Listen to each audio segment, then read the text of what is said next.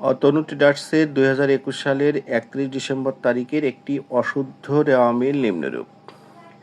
এখানে অতনু ট্রেডার্সের একটি অশুদ্ধ রেওয়া মিলটি দেয়া আছে। রেওয়া মিলটিতে বলা আছে মূলধন 1,70,000 টাকা, ইজারা সম্পত্তি 10 বছরের জন্য 80,000 টাকা, সমাপনী মজুত পণ্য দেয়া আছে 50,000 টাকা, খুচরা যন্ত্রাংশ 8,000 টাকা, আসবাবপত্র 80,000 টাকা, কল কবজা 97,500 টাকা, পণ্য ক্রয় বলা আছে 1,48,500 টাকা। এরপরে আছে মজুরি 10,000 টাকা, বেতন 12,000 টাকা, পণ্য বিক্রয় 2,81,000 টাকা, ভাড়া 20,000 টাকা, বিজ্ঞাপন 7,000 টাকা, ক্রয় পরিবহন 2,000 টাকা, বিক্রয় পরিবহন 4,000 টাকা, অনাদায়ী পাওনা 2,000 টাকা এবং অনিশ্চিত হিসাব বলা আছে 37,000 টাকা।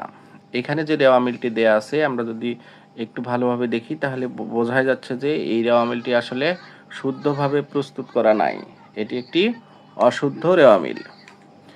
এখন আমাদের যেটা বিষয় আছে, এখানে অঙ্কে মোট 3টি করণীয় বিষয় আছে। এর প্রথমটি হচ্ছে স্থায়ী সম্পদের পরিমাণ নির্ণয় করো। আমরা অঙ্কটি থেকে যদি স্থায়ী সম্পদের পরিমাণ নির্ণয় করতে চাই তাহলে আমরা দেখতে পাবো এখানে স্থায়ী সম্পদগুলোর মধ্যে আছে ইজারা সম্পত্তি 10 বছরের জন্য, এটি একটি ইজারা সম্পত্তি, এটি একটি স্থায়ী সম্পদ। এরপর বলা আছে দেখো খুচরা যন্ত্রাংশ, এই খুচরা যন্ত্রাংশ বিষয়ে একটি তথ্য জেনে রাখতে হবে, সেটি হচ্ছে যন্ত্রাংশকে স্থায়ী সম্পদ বলা হয়, কিন্তু খুচরা যন্ত্রাংশ এটিকে কখনোই স্থায়ী সম্পদ হিসেবে বিবেচনা করা যাবে না, কারণ খুচরা যন্ত্রাংশের এর মূল্য বাজার মূল্য অপেক্ষাকৃত কম হয় এবং ব্যবহার উপযোগিতার দিক থেকে বিবেচনা করলে খুচরা যন্ত্রাংশ দীর্ঘদিন ব্যবহার করা যায় না, বিধায় এই খুচরা যন্ত্রাংশকে কখনো স্থায়ী সম্পদ হিসেবে বিবেচনা করা যাবে না। তাহলে খুচরা যন্ত্রাংশ স্থায়ী সম্পদ, এটাই স্থায়ী সম্পদ নয়। এরপর আছে আসবাবপত্র এবং কলকবজা। তাহলে আমরা মোট অঙ্কে 3টি স্থায়ী সম্পদের পরিমাণ দেখতে পাচ্ছি, একটি হচ্ছে ইজারা সম্পত্তি, অপরটি হচ্ছে আসবাবপত্র এবং কলকবজা। তাহলে এটি করার জন্য আমাদের কি করতে হবে, আমরা দেখো এখানে একটি স্থায়ী সম্পদের পরিমাণ নির্ণয়, এর জন্য একটা কলাম অঙ্কন করেছি, বিবরণ, বিস্তারিত টাকা, পরিমাণ টাকা। এটি করার পর আমরা এই 3টি স্থায়ী সম্পদ এখানে লিখেছি, ইজারা সম্পত্তি 80,000 টাকা, আসবাবপত্র 60,000 টাকা এবং কলকবজা হচ্ছে আমাদের 97,500 টাকা। এই 3টি টাকার মোট যোগফল হচ্ছে 2,37,500 টাকা, এটি হচ্ছে আমাদের মোট স্থায়ী সম্পদের পরিমাণ। এরপর আমাদের বলছে খ নাম্বারে বলছে উপরযুক্ত তথ্যের আলোকে একটি শুদ্ধ রেওয়া মিল প্রস্তুত করো। যেহেতু এই রেওয়া মিলটি একটি অশুদ্ধ রেওয়া মিল, আমাদের প্রস্তুত করতে হবে, এই রেওয়া মিলটি আমাদেরকে শুদ্ধভাবে প্রস্তুত করতে হবে। আমরা জানি যে রেওয়া মিলে মূলত রেওয়া মিল তৈরি করার সময় আমাদের সর্বজন গৃহীত 5 কলাম বিশিষ্ট একটি ঘর অঙ্কন করতে হয়। এই ঘরের প্রথম যে বিষয়টি সেটি হচ্ছে আমাদের লিখতে হয় প্রতিষ্ঠানের নাম। আমরা জানি যে এই প্রতিষ্ঠানের নাম হচ্ছে অতনু, এখানে যেহেতু অতনু ট্রেডার্স এটি হচ্ছে প্রতিষ্ঠানের নাম, তাহলে কলাম অঙ্কনের পূর্বে সবার আগে আমাদের অতনু ট্রেডার্স, তারপরে হচ্ছে শুদ্ধ রেওয়া মিল, আমরা যেটা করণীয় বিষয় সেটি লিখতে হয় এবং তারিখটি হচ্ছে এই অঙ্কে যে তারিখটি দেয়া থাকবে হুবহুবভাবে এই তারিখটি আমাদের লিখতে হয়। যেমন 2021 সালের 31 ডিসেম্বর তারিখের জন্য এখানে 2021 সালের যে ভাষাটাই বলা থাকবে এখানে এই সালটা উল্লেখ করে যে 2021 সালের 31 ডিসেম্বর তারিখের, এরপরে শুধু জন্য কথাটা এখানে যুক্ত করতে হবে। তাহলে এটি করার জন্য এখন আমরা এই রেওয়া মিলটিকে শুদ্ধভাবে প্রস্তুত করব। আমরা জানি যে রেওয়া মিলের সম্পদ এবং ব্যয়গুলো ডেবিট পাশে নিয়ে আসবো এবং দায়, আয় এবং মালিকানা সত্ত্ব ক্রেডিট পাশে নিয়ে আসবো। তাহলে মূলধন হচ্ছে প্রথমটি আছে মূলধন 1,70,000 টাকা, 1,70,000 টাকা হচ্ছে প্রতিষ্ঠানের মালিকানা সত্ত্ব, তাহলে মালিকানা সত্ত্ব হচ্ছে ক্রেডিট, আয়, দায় এবং মালিকানা সত্ত্ব ক্রেডিট হবে, যেহেতু একটি মালিকানা সত্ত্ব তাহলে ক্রেডিট পাশে আমরা লিখলাম 1,70,000 টাকা। এরপর বলছে ইজারা সম্পত্তি ৮০,০০০ টাকা, এটি ক্রেডিট পাশে দেওয়া আছে, এটি ভুল। তাহলে আমাদের শুদ্ধ করতে হবে যে ইজারা সম্পত্তি আমাদের লিখতে হবে ৮০,০০০ টাকা।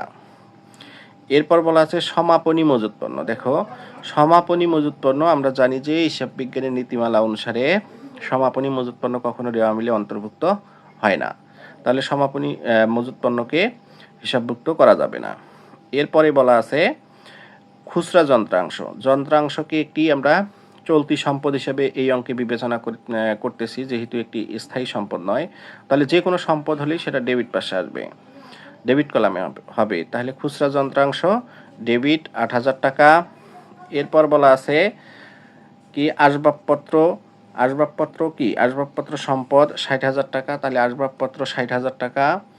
এরপরে কলকবজা ৯৭,৫০০ টাকা, তাহলে কলকবজা হচ্ছে ৯৭,৫০০ টাকা। এই কয়টি সম্পদ খুচরা যন্ত্র, দেখো এখানে 4টা যে সম্পদ দেয়া আছে, ইজারা সম্পত্তি, খুচরা যন্ত্রাংশ চলতি সম্পদ, আসবাবপত্র স্থায়ী সম্পদ, কলকবজা স্থায়ী সম্পদ। তাহলে সম্পদগুলো সবসময় রেওয়া মিলে ডেবিট কলামে বসবে, তাহলে ডেবিট। এরপর বলছে পণ্য ক্রয়, এটি অশুদ্ধভাবে ক্রেডিট পাশে দেয়া আছে, এটিকে শুদ্ধ করতে হলে ক্রয়, এটি একটি মুনাফা জাতীয় ব্যয়, যেহেতু ব্যয় এবং সম্পদ ডেবিট, তাহলে এটিকে ডেবিট করতে হবে। তাহলে পণ্য ক্রয় ১,৪৮,৫০০ টাকা ডেবিট। এরপর বলা আছে মজুরি। মজুরি কি মজুরি হচ্ছে ব্যয়, ব্যয়গুলোকে ডেবিট পাশে নিয়ে আসতে হবে, তাহলে মজুরি ১০,০০০ টাকা ডেবিট। এরপর বলা আছে বেতন। বেতন ১২,০০০ টাকা, তাহলে বেতন ব্যয়, ব্যয় হলে এটিও ডেবিট। এরপরে পণ্য বিক্রয়। বিক্রয় ২,৮১,০০০ টাকা, তাহলে বিক্রয় হচ্ছে কি আয়, তাহলে আয় হলে ক্রেডিট হবে। ব্যয় যদি ডেবিট হয় তাহলে বিক্রয় আয়, আয় হওয়াতে এটি ২,৮১,০০০ টাকা, এটি ক্রেডিট হবে। এরপর ভাড়া।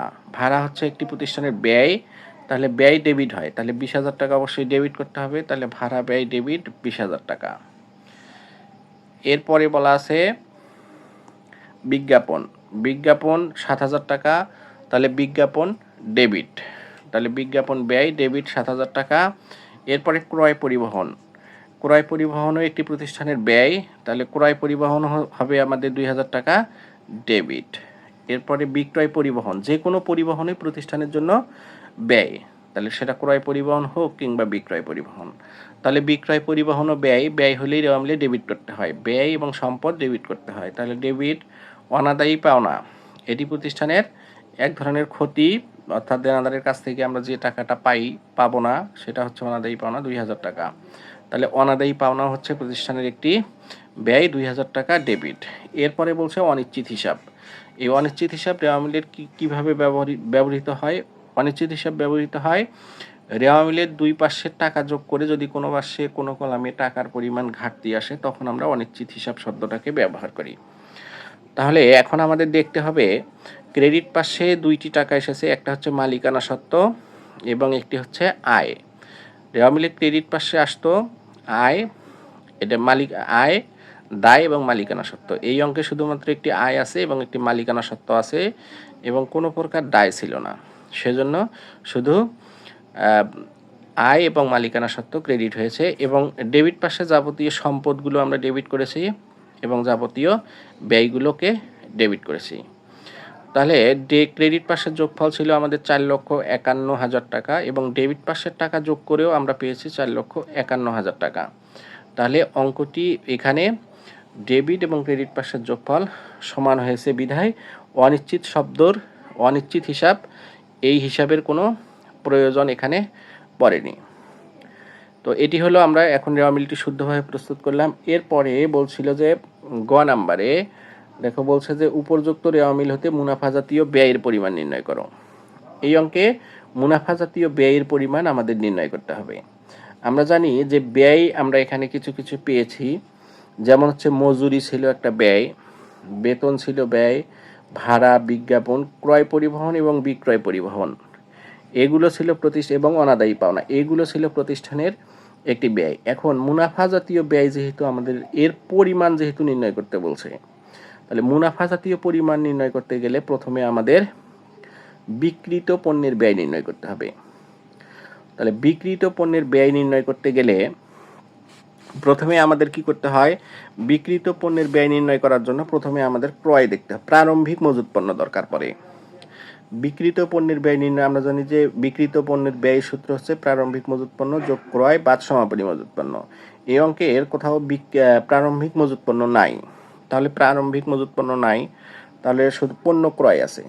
পণ্য ক্রয় পেয়েছি আমরা হলো পণ্য ক্রয় পেয়েছি 1,48,500 টাকা।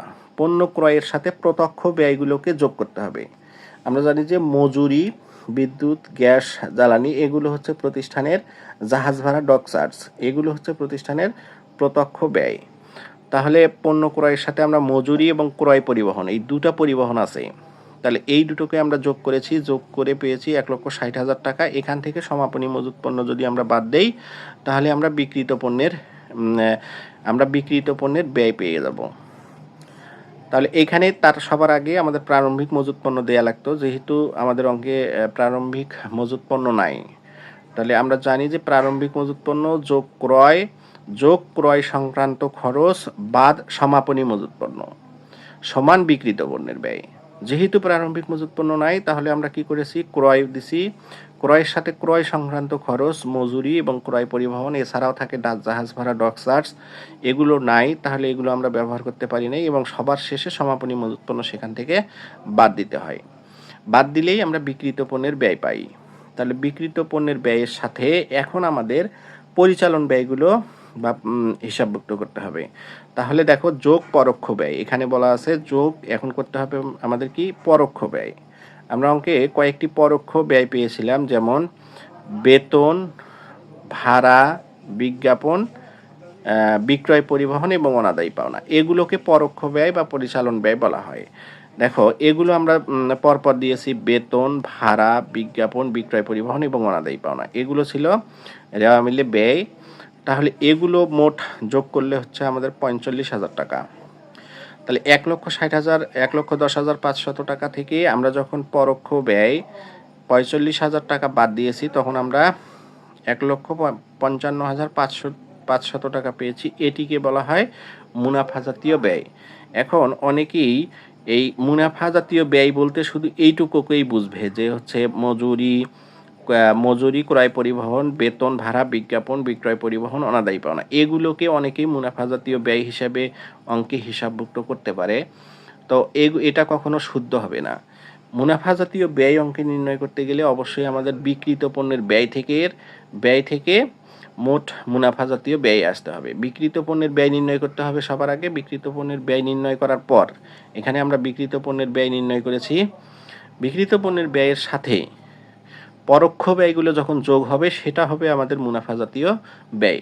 কোনো ক্রমেই শুধুমাত্র ব্যয়গুলোকে যোগ করে যেমন হচ্ছে ক্রয় পরিবহন, পণ্য ক্রয়, মজুরি, ক্রয় পরিবহন, বেতন, ভাড়া, বিজ্ঞাপন, বিক্রয় পরিবহন, অনাদায়ী পাওনা, এগুলোকেই আমরা সাধারণত মুনাফা জাতীয় ব্যয় বলে থাকি। এগুলোকে যোগ করেই কেউ যদি মুনাফা জাতীয় ব্যয় বলে যে এগুলো যোগফলই হচ্ছে মুনাফা জাতীয় ব্যয়, তাহলে কিন্তু অঙ্কটি কোনো ক্রমেই শুদ্ধ হবে না। মুনাফা জাতীয় ব্যয় নির্ণয় করতে গেলে অবশ্যই বিক্রিত পণ্যের ব্যয় নির্ণয় করেই তার সাথে পরোক্ষ ব্যয়গুলো যোগ করেই আমাদের মুনাফা জাতীয় ব্যয় নির্ণয় করতে হবে।